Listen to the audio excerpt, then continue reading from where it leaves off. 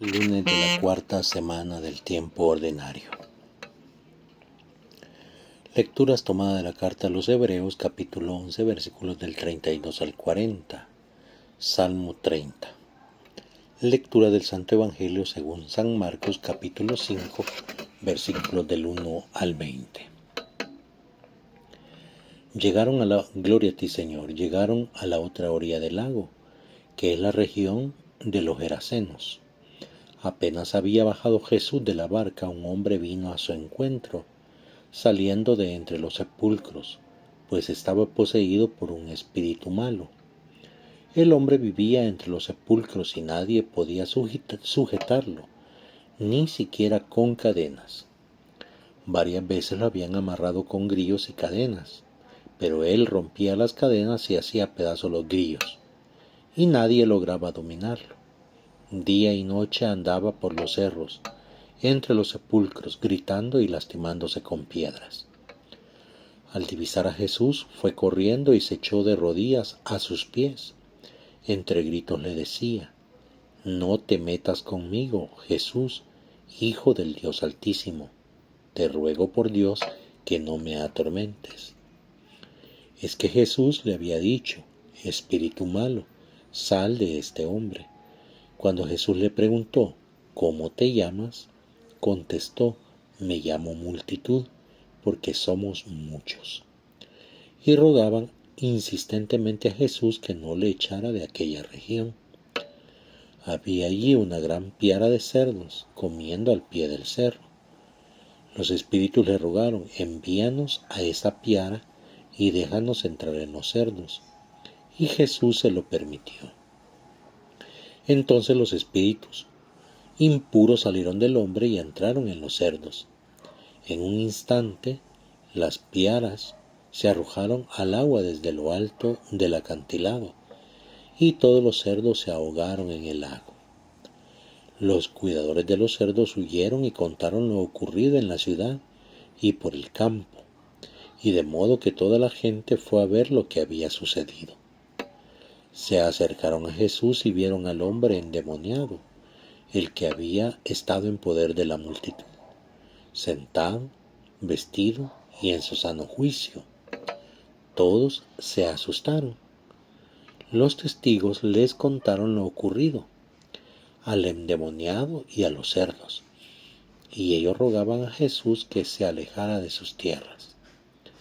Cuando Jesús subía a la barca, el hombre que había tenido demonios le pidió insistentemente que le permitiera irse con él. Pero Jesús no se lo permitió, sino que le dijo: «Vete a tu casa con los tuyos y cuéntales lo que el Señor ha hecho contigo y cómo ha tenido compasión de ti». El hombre se fue y empezó a proclamar por la región de la Decápolis lo que Jesús había hecho con él, y todos quedaban admirados. Palabra del Señor. Gloria y honor a ti, Señor Jesús. En este día lunes, queridos hermanos, todos nosotros debemos de recordar las palabras hermosas de la carta a los Hebreos. Merecieron que se recordara su fe, pero no por eso consiguieron el objeto de la promesa. Muchos de los antiguos, muchos de los profetas, mucha gente antes de Jesucristo han sido nombrados a lo largo de la historia de la salvación, dice la carta a los Hebreos, por su fe, por su entrega, por su soporte, por su valentía, por el seguir a Dios con firmeza. Su fe los hizo merecedores, los hizo acreedores de que esa fe fuera mencionada en esta historia de la salvación. Pero dice la carta a los Hebreos, dice: pero no, aunque la fe la tenían, no consiguieron el objeto de la promesa. ¿Cuál es el objeto de la promesa? El ver con sus propios ojos a aquel que traía la salvación. No vieron con sus propios ojos humanos el sacrificio que ofreció aquel enviado por Dios para obtener la plena salvación de la que su fe les hablaba. Y por eso para nosotros que tenemos fe, debemos de reconocer que nuestra fe no solo es ella la que actúa también en nosotros es el sacrificio de amor que Cristo hace entregándose por la causa de la salvación de cada uno de nosotros. Por lo tanto, la fe nuestra no solo está basada en creer en aquel que nos envió a su Hijo para salvarnos. No solo está en creer en aquel que nos trae la salvación, sino también está en saber que nuestra fe debe de llevar consigo todo tipo de sacrificio que nos haga recordar que la bondad y la caridad de Dios está basada en aquella entrega generosa de su Hijo por nuestra salvación y la entrega generosa del Hijo del Padre al dejarse crucificar para darnos la libertad a todos nosotros, una libertad que se nos había quitado, por lo cual éramos esclavos de la muerte y esclavos del pecado. Qué difícil es cuando muchos de nosotros somos probados en nuestra fe, porque cuando somos probados en nuestra fe, aunque reconocemos quién es Dios, aunque reconocemos quién es Jesucristo para nuestra vida, pero muchos de nosotros, al igual que aquella multitud que aprisionaba a aquel hombre de la que nos narra el evangelista Marcos, nosotros también podemos reconocer y ponernos de las rodillas delante de Jesús. Pero cuando se trata de pruebas, cuando se trata de actuar, cuando se trata de vivir, cuando se trata de ser en nuestra fe, muchos de nosotros le pedimos al Señor que se aleje de nuestra vida. Puede decir más de alguno de nosotros, pero ¿cómo es eso que le pedimos a Dios? Yo jamás le he pedido a Jesús que se vaya de mi vida. ¿Quieres saber cómo le pides a Jesús que se vaya de tu vida? Cuando dejas de asistir a misa, cuando dejas de confesarte, cuando dejas de ser caritativo, cuando dejas de perdonar, cuando dejas de amar, cuando guardas rencor, cuando guardas odio, cuando sigues con los vicios, con los comportamientos que has tenido. En esas cosas, sin necesidad de decirle a Jesús, con palabras le estás diciendo con acciones de que no lo quieres en tu tierra, de que no lo quieres en ti, en tu hogar, en tu familia. ¿Por qué? Porque prefieres seguir comportándote como en el pasado, seguirte comportando como aquellos espíritus malos, o seguir viviendo de espíritus malos. ¿Para qué? Para seguir siendo libre, para seguir viviendo en el libertinaje, para seguir destruyéndote a ti, destruyendo a las personas a tu alrededor, destruyendo el mundo entero.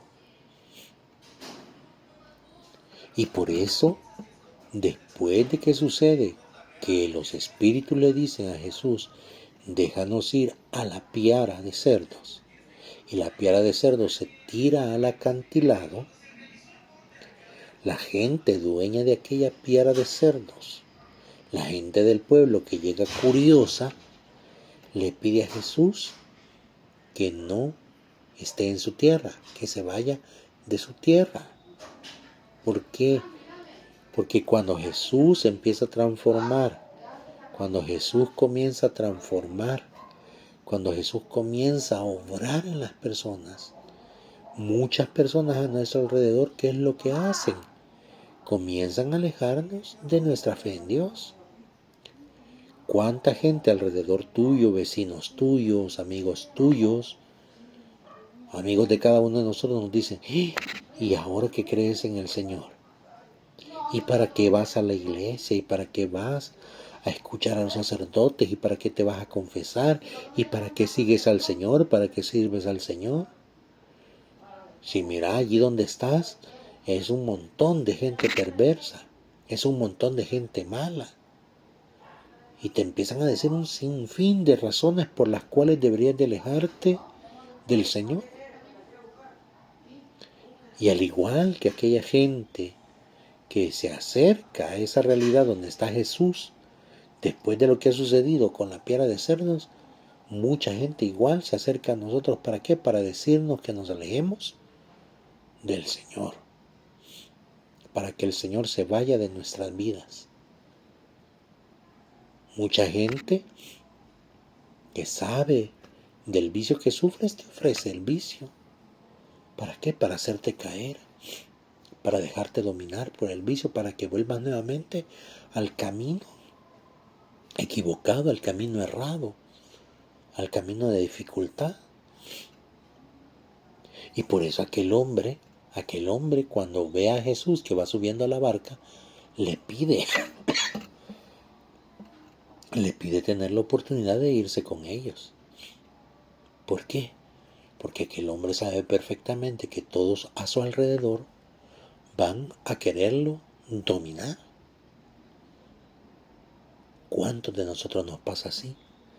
Que dejamos de asistir a misa, que dejamos de servir al Señor por eso, porque mucha gente nos cuestiona nuestra fe. Muchos de nosotros, gracias a Dios, somos firmes, somos valientes, somos entregados al Señor y conocemos quién es el Señor y conocemos lo que nosotros hacemos y por lo tanto no nos dejamos dominar tan fácilmente. Pero hay muchos de otros hermanos frágiles, débiles, inconstantes en su fe que se dejan dominar. Y por eso Jesús le dice a aquel hombre, le dice, mira, regresa con los tuyos y cuenta lo que el Señor ha hecho contigo. ¿Por qué? Porque recuérdense que todos nosotros nos convertimos en testigos del Señor después de que el Señor nos ha transformado, después de que el Señor nos ha regenerado, después de que nosotros somos perseverantes y constantes en el servicio del Señor.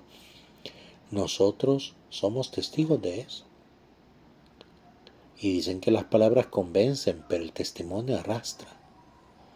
Y cuando la gente ve nuestro cambio, cuando la gente ve nuestra transformación, cuando la gente va viendo que ya no somos los mismos de antes, la gente realmente entra en un sentido de que realmente vale la pena seguir al Señor, que realmente vale la pena entregarse al Señor, que realmente el Señor es el único que puede sanarte, que puede curarte. Y por eso es que es importante entonces que reconozcamos que no solo basta nuestra fe, no solo basta creer en el Señor, hay que ser constantes, hay que ser continuos, hay que seguir adelante, pero para agarrar fuerzas en esa descontinuidad o en esos momentos de dificultad, cuando la gente te cuestiona, es las obras las únicas que te hacen ser valiente y fuerte. Porque cuando compartes de tu caridad, cuando compartes de los bienes que el Señor te da, cuando compartes ves el rostro de Dios, el rostro de Jesús agradecido por el bien que haces. Que todos nosotros pues hermanos nos podamos incorporar no solo a nuestra fe, no solo en nuestra fe, sino también incorporarnos en las buenas obras, en las obras que nos llevan a dar testimonio de que realmente nuestra fe ha sido transformada. Denle like a este video, compártanlo, activen las notificaciones. Alabado sea Jesucristo, por siempre sea alabado.